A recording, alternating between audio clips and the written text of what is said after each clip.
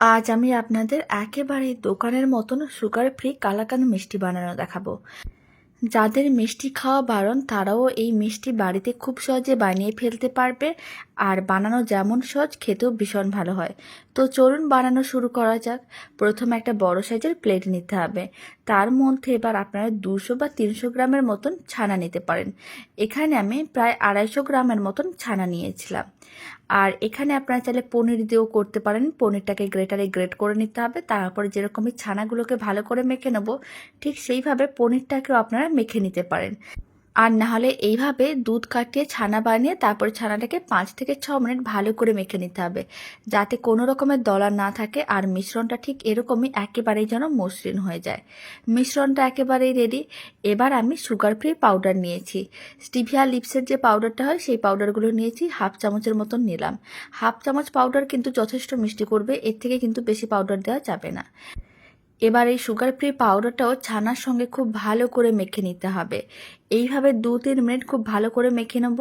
এতে sugar free পাউডারটা ভালো করে মিশে যাবে আর মিশ্রণটাও নরম হয়ে যাবে। যখন 2-3 মিনিট ভালো করে মেখে নেওয়া হয়ে যাবে, তখন কিন্তু একটা কড়াইকে গ্যাসের ওভেনের উপরে বসিয়ে দিতে হবে। আর এইভাবে কড়াইয়ের মধ্যে মেখে রাখা সমস্ত ছানাটা দিয়ে দিতে হবে।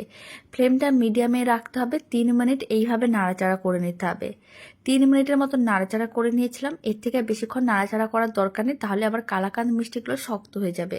3 মিনিট পরে ফ্লেমটা অফ করে দিতে হবে। আর এই মিষ্টির মিশ্রণটাকে যে কোনো একটা মোল্ডের মধ্যে নিয়ে নিতে হবে।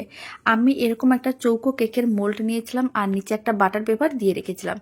পুরো মিশ্রণটা দিয়ে তারপরে এইভাবে কিন্তু চৌকো শেপে সেট করতে হবে। মানে গরম অবস্থায় খুব ভালো করে সেট করতে হবে। ঠান্ডা হয়ে গেলে কিন্তু মিশ্রণটা শক্ত হয়ে যাবে। এইভাবে বেশ কিছুক্ষণ রেখে দিতে হবে। আমি 15 থেকে 20 মিনিট এইভাবে কিন্তু ফ্যানের নিচে রেখে দিয়েছিলাম। মিষ্টির মিশ্রণটা ঠান্ডা হয়ে গেছে। এবার আমি মিষ্টিগুলো কেটে নেব। প্রথমে ঠিক এইভাবে লম্বা করে কেটে নিতে হবে। তারপরে লম্বা করা অংশগুলোকে চৌকো পিসে কেটে নিতে হবে। তাহলে রেডি হয়ে যাবে দারুণ স্বাদের সুগার ফ্রি কালাকাঁদ, যা দোকানে কিনতে পাওয়া যায়, কিন্তু বাড়িতে বানিয়ে দেখতে পারেন, খেতে আরও অনেক বেশি ভালো হবে।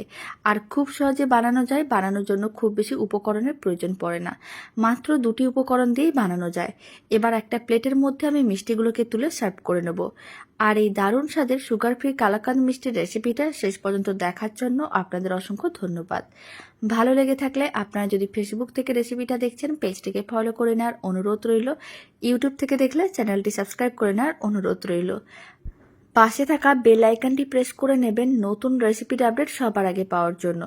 বাড়িতে বানালে কমেন্ট বক্সে জানাতে একেবারেই ভুলবেন না মিষ্টির রেসিপিটা আপনাদের কেমন লাগলো। মিষ্টিটা আমি ভেঙেও দেখিয়ে দিলাম কেমন হয়েছে।